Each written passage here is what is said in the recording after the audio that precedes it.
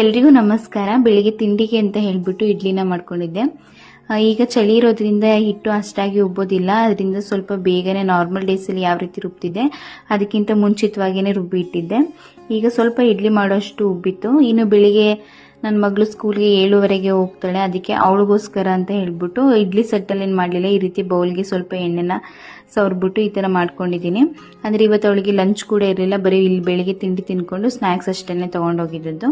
ಅದರಿಂದ ನಮಗೆಲ್ಲ ತಣ್ಣಗಾಗುತ್ತೆ ಅಂತ ಹೇಳ್ಬಿಟ್ಟು ಈ ರೀತಿ ಸಣ್ಣ ಸಣ್ಣ ಬೌಲ್ಗಳಿಗೆ ಹಾಕಿ ಇಡ್ಲಿನ ಮಾಡಿದ್ದೆ. ತುಂಬಾ ಸಾಫ್ಟಾಗಿ ಬಂದಿತ್ತು.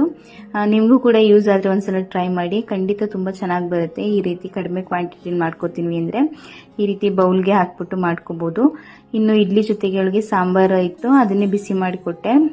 ಇನ್ನು ಅವ್ರ ಪಪ್ಪ ಅವಳಿಗೆ ತಿಂಡಿನೇ ತಿನ್ನಿಸ್ತಾ ಇದ್ರು. ನಾನು ಅಷ್ಟರಲ್ಲಿ ತಲೆ ಬಚ್ಚಿಬಿಡೋಣ ಅಂತ ಹೇಳ್ಬಿಟ್ಟು ತಲೆ ಬಚ್ಕೊಡ್ತಾ ಇದ್ದೆ. ನಾರ್ಮಲ್ ಆಗಿ ಅಮ್ಮನೇ ಅವಳ ಫುಲ್ ಎಲ್ಲಾನು ಕೂಡ ರೆಡಿ ಮಾಡೋದು. ಆದ್ರೆ ಇವತ್ತು ಅವರು ವಾಕಿಂಗ್ ಹೋಗಿದ್ರು ಅಂತ ಹೇಳ್ಬಿಟ್ಟು ಅವ್ರ ಪಪ್ಪ ಅವಳಿಗೆ ತಿಂಡಿ ತಿನ್ನಿಸ್ತಾ ಇದ್ರು. ಇನ್ನು ನಾನು ಅವಳಿಗೆ ಜಡೆ ಎಲ್ಲಾನು ಬಾಚ್ಬಿಟ್ಟು ರೆಡಿ ಮಾಡ್ತಾ ಇದ್ದೆ.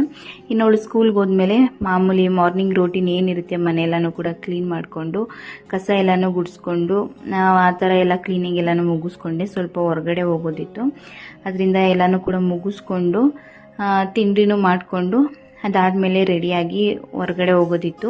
ಅಂದರೆ ಡಾಕ್ಟ್ರು ಚೆಕಪ್ ಇತ್ತು. ಗೌರ್ಮೆಂಟ್ ಹಾಸ್ಪಿಟ್ಲಲ್ಲಿ ಪ್ರತಿ ಮಂತು ಪ್ರೆಗ್ನೆನ್ಸಿಗೆ ಅಂತ ಹೇಳಿಬಿಟ್ಟು ಚೆಕಪ್ಗೆ ಕರೀತಾರೆ. ಅದರಿಂದ ಪ್ರತಿ ಮಂತು 24 ಚೆಕಪ್ ಇರುತ್ತೆ. ಅಲ್ಲಿಗೆ ಹೋಗಿದ್ದು ಬಂದೆ. ಇದಿಷ್ಟು ಇವತ್ತಿನ ವ್ಲಾಗ್ ಆಗಿತ್ತು. Thank you.